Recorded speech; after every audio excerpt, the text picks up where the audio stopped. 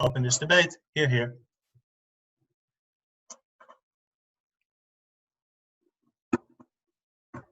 Also.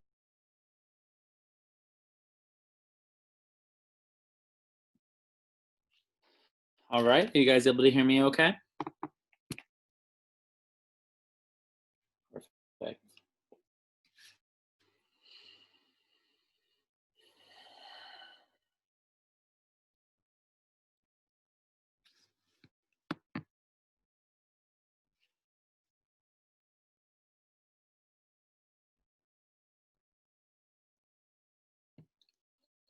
What we are defending on our side today is an end to the unjustified, exclusionary historical recognition of a certain in-group with structural, economic, and social preferential treatment over an out-group, despite the fact that both of these groups equally buy into the state, equally buy into citizenship, and equally deserve equal treatment from the state. We think that this historical exclusion of an out-group has largely come at the expense of queer individuals, non-heterosexual conforming individuals, as well as those who simply choose not to opt into the institution of monogamy and all the things that come with it. So to the extent at which opposition bench wants to talk about the ways in which the weaponization of this institution has perhaps benefited the queer community at some point, we'd like to challenge them in terms of the world that we live in now, where largely all over the world, the queer community has achieved equal recognition of the state under this institution of marriage, but we still forward to you the reasons on proposition bench today why it's not something that we want to recognize, why it's something that we want to discontinue, why it's something that we think is abhorrent. What are we talking about today? Our model is that we want the state to seize privileged recognition of certain in-groups by this. We think that, one, there will be no disproportionately different recognition of certain types of relationships over others, regardless of what type of relationship you're in. None of it will be particularly recognized by the state. Two, we do think that the state can still provide other types of social support, right? If you have a bunch of children, there's still different types of welfare that you can access, but it's not based on the type of relationship that you're in. And three, we think that religious recognition of marriages is still something that can happen. We don't ban religious rights to access. We just don't think that there should be state legal and economic support of these things. First, let's start with the justification. I think there's two disproportionately common types of situations all over the world. The first is where citizens within a population have unequal access to the institution of marriage, right? Whether this is because of explicit prejudice or implicit structural exclusion of that right of that out-group in order to be able to access this institution, we think this is principally unjust for three reasons. One, this out-group still pays taxes to the government, still should receive equal access to economic benefits that the government provides, such as tax cuts. Two, we think that there are other structural types of benefits, such as adoption, that the outgroup is specifically excluded from simply because of the type or definition of their relationship.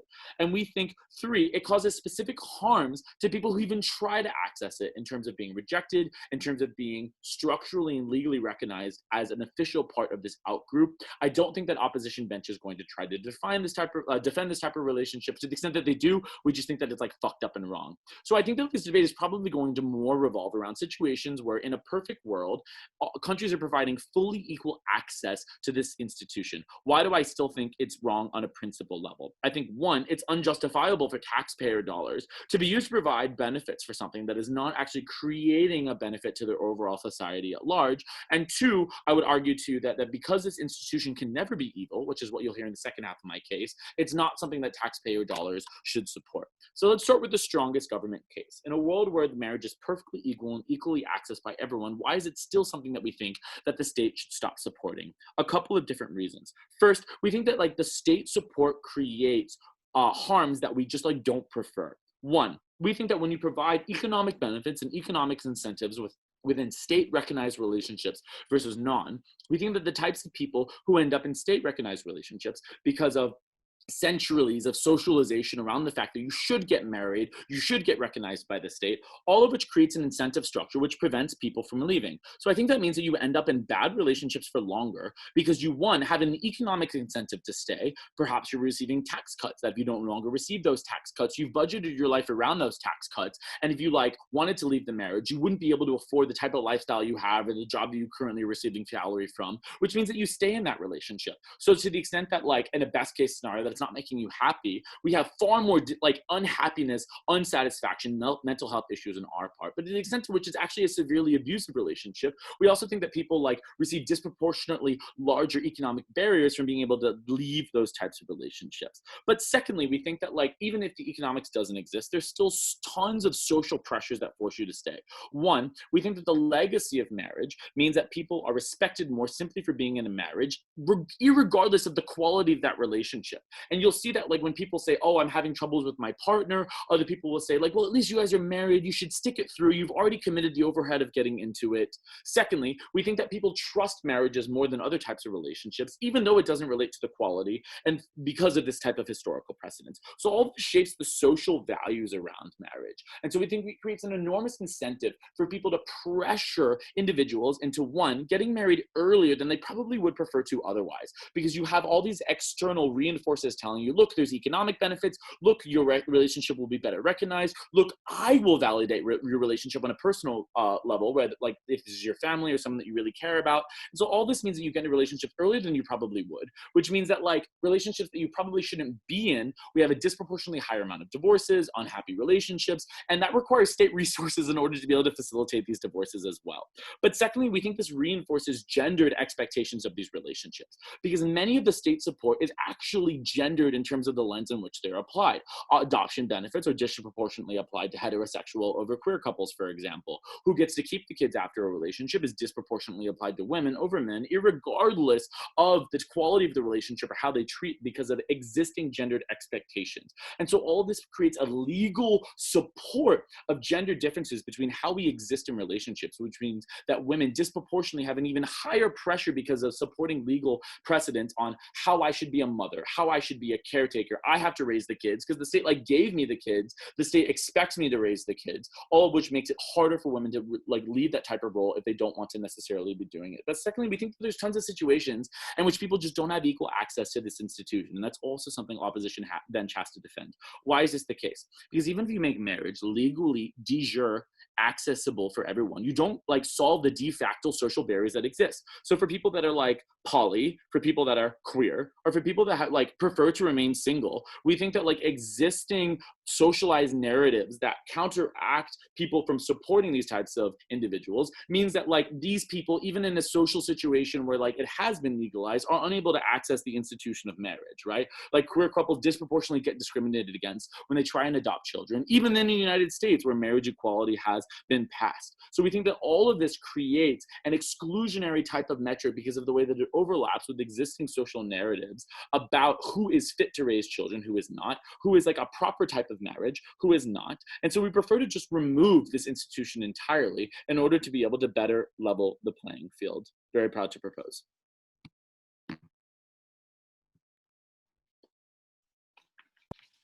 I'd like to thank that speaker for that kind speech. I would like to call upon the the LO to continue this debate. Here.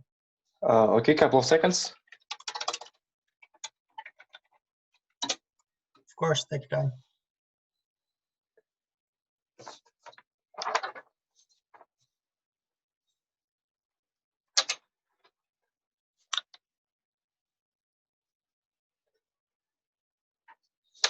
Well,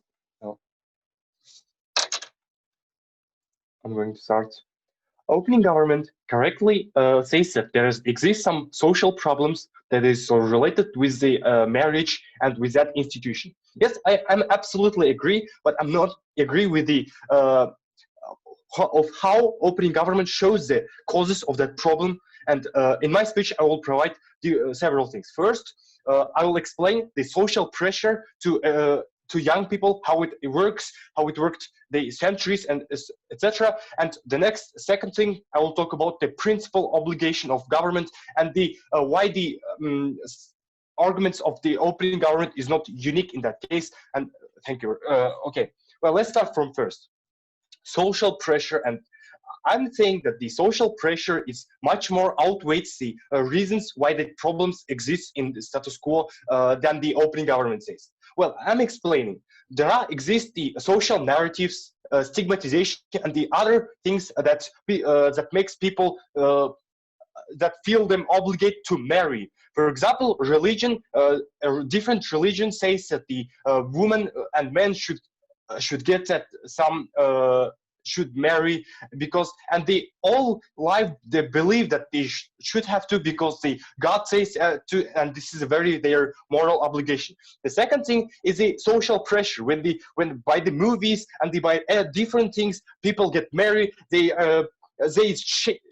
shape their reality, and they do not know what the correct is and what not to correct, because some young people do not know, may do not know that the marriage have different some problems because they didn't get good advices from others, because others always say that you have to marry and you have to do that because religion says and because the movie says, and people do not have their own thoughts. So by that, we believe that the people don't have objective about the marriage and why it should be.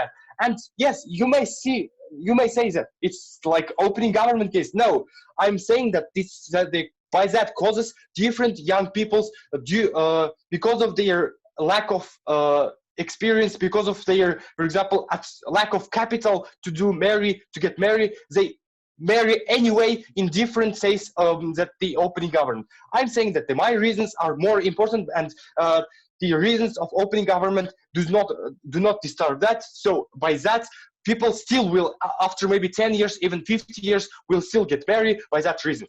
And I'm saying that and I'm coming to the second class of argumentation, why for that, why it's principally to correct for young people to help to get married, and this is the most average case I'm talking about. Well, yes, now I'm still believe that this is the average case that is happening in status quo when young people do not know and they are living, for example, emotionally, and they getting married. So we have to take the average case. By that, I'm saying first some rebuttals to opening government side. In status quo, we still the taxpayers which are out of that marriage and which do not even support that marriage, they still pay the monies that will not be beneficial for them. Different examples. For example, they even do help for example, disabled people who are not maybe in some ways are not paying the taxes. They still pay their taxes for help of that people, and they do not get back that money, that taxpayers that out of who are not disabled. And by that also there exist different people, different children that's growing in different institutions. For example, that taxpayers, they already to pay taxes for the schools, for the other stuff, and also this is not unique that the saying opening government when opening government says that taxpayers that this is unfair. Unfair things are still happening, and this is a part of the social contract. This is a part of social contract when people they pay taxes when even if it's not necessary for them directly, and even do not get profit for them. And so opening government did not explain that. So I still believe that their case, their arguments are not unique in that debates and in their arguments. Well, by that, I'm saying that the people, young people who are not blamed for their actions most of the time because they have born in that social pressure, they have born in that world. I believe that it's principally better to help, because it's our fault that it's kind of our fault that because of society that young people are getting some problems for example, in helping them for taxes obligation, for example, giving them some money helps in the start of their official relationships and so on. So that I'm saying that it's moral obligation to help because it is not absolute their fault. And some different between the state relationships and the like marriage relationships and how it's related to adoption. There is some few rebuttals. And now I'm going to explain when the adoption happens and the most average case. When most average case of adoptions, it's when the couples do not have their own child. They're spent 5 or maybe several years to get the child. They are I'm not talking about the volunteers who are already adopting a few, 5 maybe child, because they already in both worlds will have their own privileges to that to adopt the child, to help them and anyone. Now I'm talking about why it's primarily necessary to state-related people to give the privilege comparative to others. Firstly, they have proven that they can be in good relationships. They can be in good relationships. Neither the people who didn't register, who didn't have state status, and they can provide that with the government and compared to other people's. And here we see that in the most cases, people adopt the children who already proved that they can do that in terms of relations, in terms of relationships. And by that, we believe that it's much in that status, it will be much more better for children to be adopted by the people who prove it already by the law that they can adopt their children. And by that, thank you very much. I'll continue later.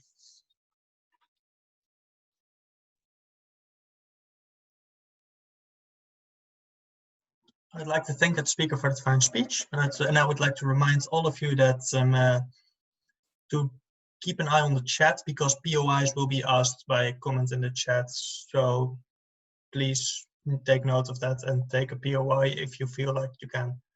But that being said, I would like to call upon the DPM to continue this debate. Hear, hear. Thank that speaker for the fine speech. Now I would like to call upon the DLO to continue this debate. Hear, hear. Okay.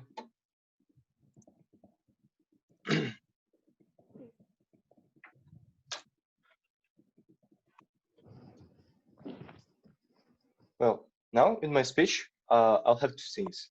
First, I will provide the analogy with the feminism and women's right development and why its analogy is okay for that motion. And the next thing, I explain why it's exclusively necessary for marriage couples to have that benefits and so on.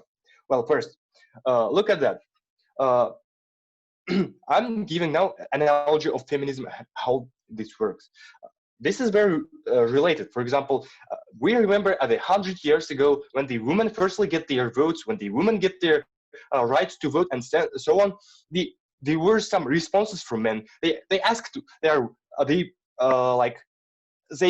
stated that women are stupid and the other bad things, very, very bad things, by claiming that they do not working, that they are that statistically that they have not good knowledge, that they're still shaming the women, that statistically they're weaker, that statistically they have much less money, they statistically have less benefits, and they statistically are worse than men's and so on. But the problem is that there is no explanation of the causes of the problem. And I'm saying that the causes, for example, for the statistically why women looks bad neither than men, because due to the hundreds of years they were harming, they were social pressure that exists until now, when the families are saying that the women should be near of the men, women should not be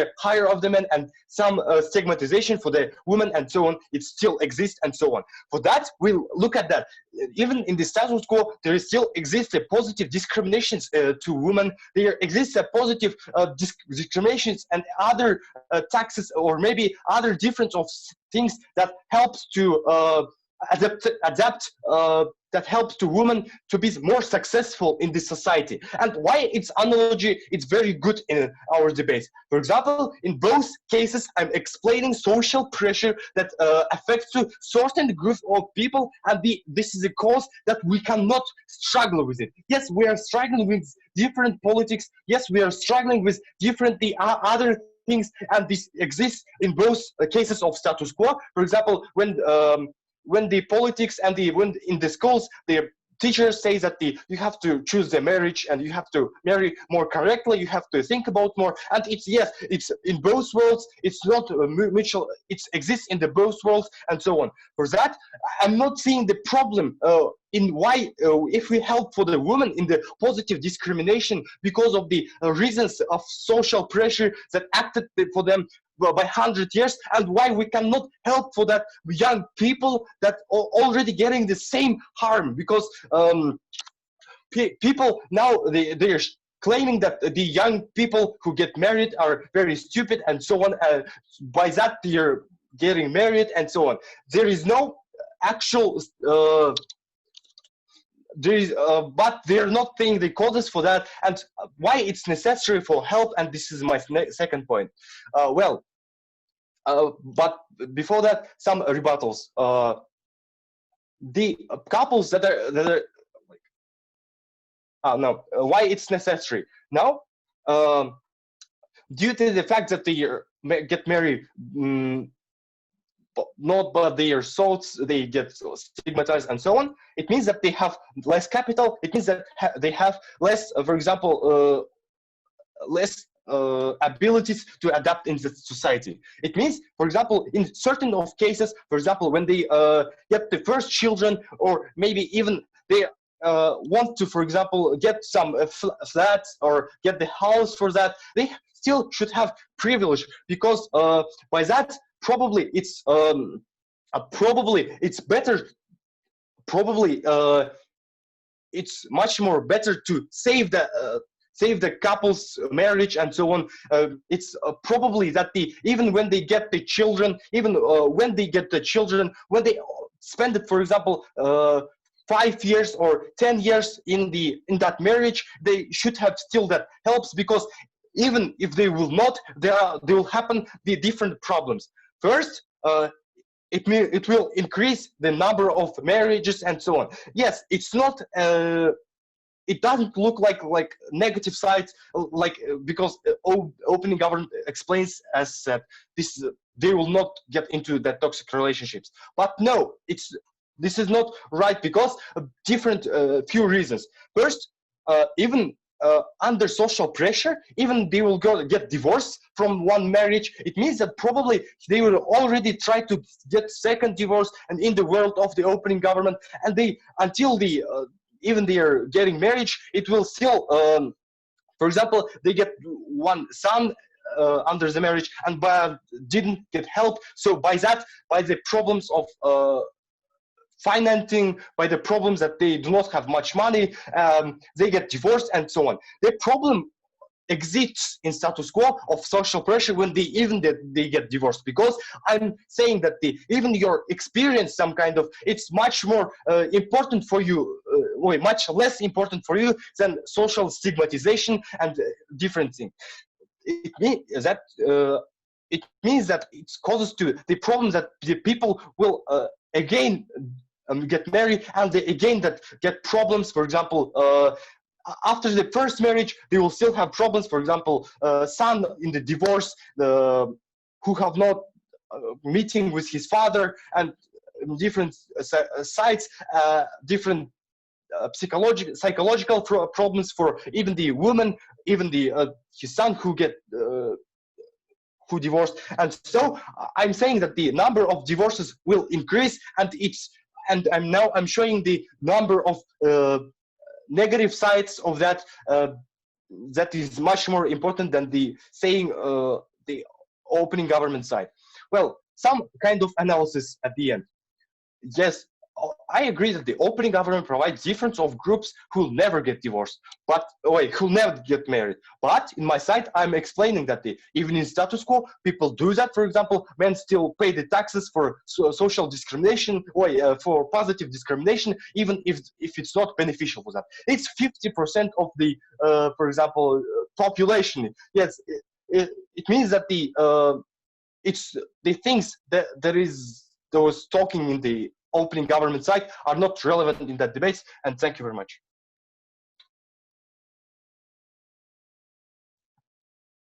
I'd like to thank the speaker for that fine speech. I would now like to call upon the member of government to open the second half of this debate. Here. Yep. Am I audible? Yes. Okay, one sec, please.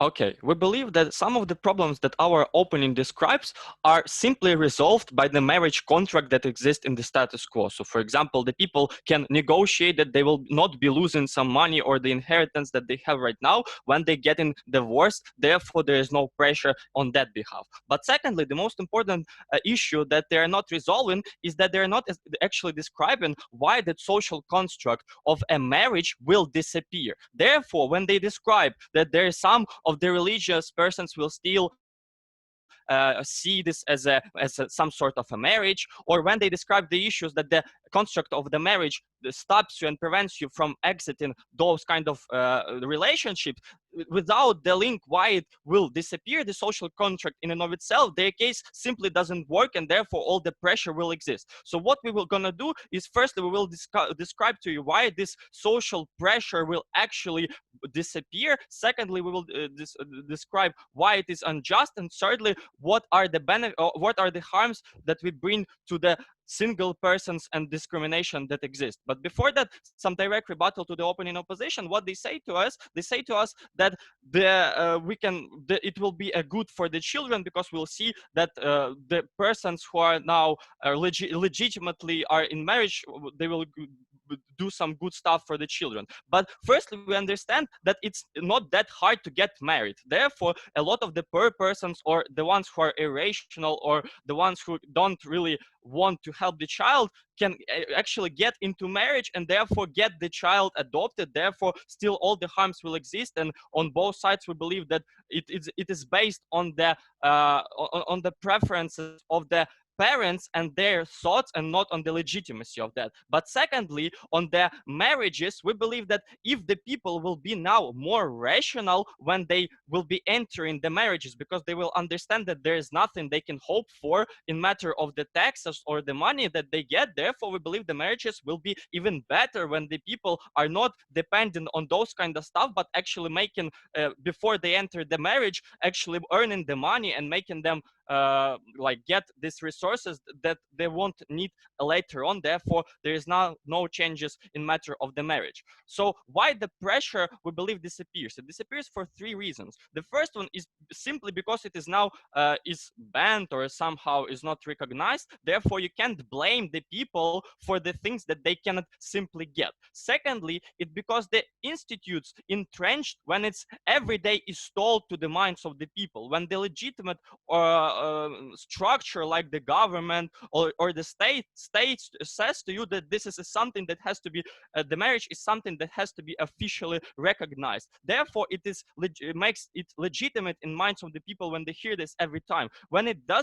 disappears, and when we do not talk about things like that, therefore that structure, it disappears in the minds of the people because they simply forget about it. But thirdly is we believe that the prioritization right now of the official marriage is based oftentimes on the utilitarian metrics. So for example, they get the benefits from it, so therefore this is the reason why the parents are educating their children to try to get into marriage, because they simply get more benefits from that. Therefore, when there is no benefits from that and everyone is based on the equal scale, therefore they have no incentives to study their children, that everything you have to hope for or try to get to is to get into the marriage. Therefore, this means that this construct of the social marriage disappears, and that means that the harm that the opening opposition describes to you when the people are forced into marriage simply doesn't happen, because they are now no longer forced into the marriage. And also this resolves the issue that exists on the opening government. Why we believe it is unjust to discriminate the single persons, because the fact that they can get into the marriage is a arbitrary fact. It is based on the lottery of birth, because someone has characteristics and wants to be with someone and cannot be single. Therefore, the single persons, they do not have those kind of characteristics. They simply want to be single, and then they don't have any incentives to get into the marriage or love someone or stick to someone. Therefore, when it's the fact that it's based on the arbitrary things, we believe that this is truly illegitimate to define who is better or who has to get some benefits in the society, when this is the thing that people oftentimes cannot actually influence, because they're oftentimes born with it, because this is their natural characteristic, this is their nature. By why we believe the discrimination of single persons happening because of that? Because right now, when this institute exists, for example, on their work, they're told that they are not allowed to, for example, to go earlier from the job, because you are not having any children, you do not have your wife that you have to care about, therefore why we would allow you to go earlier from the job? You are simply like lazy and don't want to work. This is, for example, also means that, for example, the persons are not allowed to take the vacations because for the same reasons, because the employers say to them, then why would you do this? Because you don't have anything to care about, and this also means that you are lazy, therefore they are not providing them with those additional vacations. Why is that bad? Because firstly, it means that the single persons have to work a lot more. It means that the burnout happens more frequently, therefore, because their vacations are not allowed, they cannot rest more,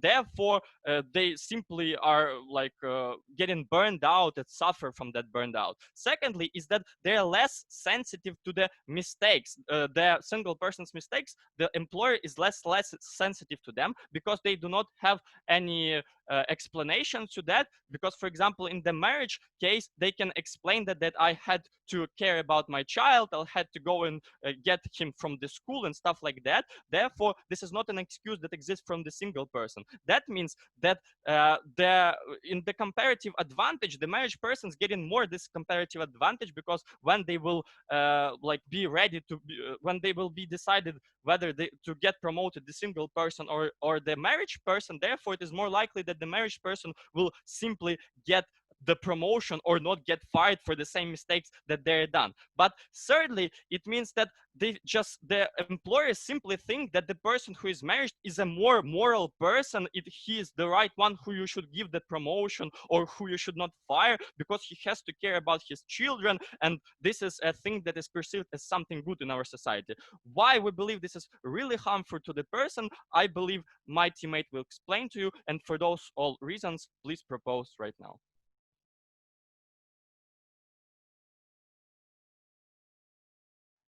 I'd like to thank the speaker for his fine speech. Just 10 seconds, please. Yes, this is much better. Now I would like to call upon the member of opposition to continue this debate. Here. Okay, thank you for that fine speech. Namita, are you still? Is your connection still working? Because yeah, I'm so sorry. I lost out the first minute of member of op, but I'm here for the rest of it. Okay. Yeah. Great. Thank you very much. I was just a bit worried because I didn't see your message, but thank you very much. I'm here for it. Okay, thank you very much, and I would like to thank that speaker for that fine speech. I would now like to call upon the golf whip to close this debate for side government. Here. Do you hear me well? Yes, I hear you well. Thanks. Okay.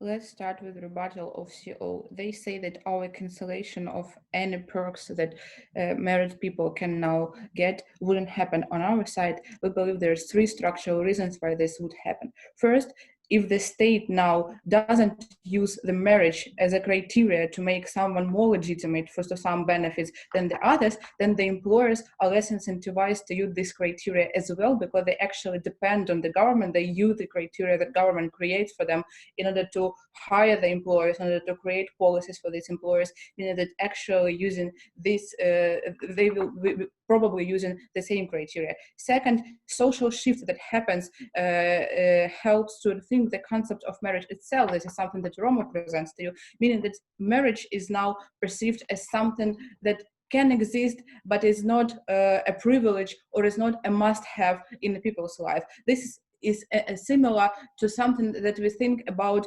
church wedding ceremonies. We believe that it is not obligatory for you to marry in church and to be registered in church. We believe it is nice to have, but not a thing we can make you more legitimate for some things too, and we do not base our choosing criteria based on whether you're married in church or not. And C, we believe that if this happens on our side, this will be considered as discrimination of single people, because this actually is something that doesn't exist on a state level. This means that actually people will be able to sue such employers and will be able to get some kind of justice for them. Therefore, we believe that this doesn't happen on our side. Now, why we believe that this discrimination of single people is extremely unjust, and it is important for them not to have it. Taking into account that they actually couldn't influence and couldn't change the situation they are in, so they could not make it faster process to find the perfect partner, or they could not make them more beautiful, or they could not change their preferences, means that actually they cannot influence the situation. However, employers and state currently use this criteria in order to discriminate them, and this is the consequences that Roma presents to you. Why we believe these consequences, like burnouts, less overtimes, less sensitive to mistakes, less promotions, are bad for these people. First, because there's social pressure that exists on both sides of the house. Society wants you to be successful. It even wants you to be successful more than it would like to see you married, because you should have money in order to buy things. You should be successful in order to have authority in this society. And people are constantly pushed to work more, to try harder, to get another degrees, to look for better jobs. This is the reason why we have so many burnouts nowadays in our society, because people are actually pushed to work harder than their limits. Therefore, taking into account that the social pressure exists and the single people are deprived of possibility to get to the criteria when they're accepted by the society, we believe it is completely unjust to make them suffer by two criteria at once. And second, we believe it is just as simple as the more resources you have, the more possibilities you have. You have more possibilities to buy more beautiful things. You have more possibilities to go to a better vacation. You have more possibilities to rent a better house, meaning that actually if you get more money, if you have better job, if you have better conditions on job, with more probability you would be happy in this society, because it's just capitalistic society that is tied on money, meaning that actually it is totally unjust to make people suffer on a materialistic level as well, only for the reason that they cannot influence the existence of love in their life, and we're happy to make this doesn't happen anymore. Then about OO, they say to us that actually this marriages will still exist, and we need to help young people in order for them to suffer less in the marriages that they're entering in. We believe that apart from the reason that Roma presents to you, there is some more reasons why we think that the social concept of marriage is rethought. First is now that we actually marriage now becomes equal to partnership. There is no difference between you being married and you just living together, meaning that actually society wouldn't push these people to get married and to go and register their relationship. This means that actually, one, people will have more time to find a more correct partner for them. This is something that something that doesn't exist on a position side, because currently people being pushed by this social perception of marriage as something important for us, are pushed to choose as fast as they can. And second, they can easily opt out of this relationship in case they do not like it, meaning that actually people will be prone to change their partners more. They will be prone to think about the relationships more, meaning that actually end up in a happier relationships. And this is better on the opposition side, because it is not the matter is not in the marriage itself, the matter is in the happy relationships. And in case we create more reasons for people to engage in happy relationships, our road is a road that should be run with. And taking into account that now people will feel happier, they would not stick to this marriage concept. They would easily get out of them. They will forget about it just in a couple of years, because it is something that doesn't bring them, it is something that brought them less happiness than our concept does. Also, why we believe that OG loses to us in these debates, because all their consequences are actually not unique to the marriage concept itself, because all of them are caused by irrationality of people who are in love. You do not go to the second degree because you're in love or you bear a child. You do not. You can choose partner by a mistake just because you feel irrational feelings toward this person, meaning that actually the reconciliation of marriage concept doesn't remove all the consequences of OGs, meaning that actually they are less important than our table when we explain to you that in case we cancel the marriage and all the social economic benefit that it suggests to people, people are prone to rethink the concept of marriage and to remove the discrimination of all the people who cannot influence their choice in this life and who cannot influence all the consequences that happen to them. Moreover, we explain to you how this works on utilitarian level when we show to you how single people who cannot make anything with their life in order to get married become even less successful in this society and become even more discriminated in this society, which is the reason that we tie all our success criteria to marriage nowadays, and cancellation of it will lead us to a happier life for all of the people, irrespective from their social status. Thank you.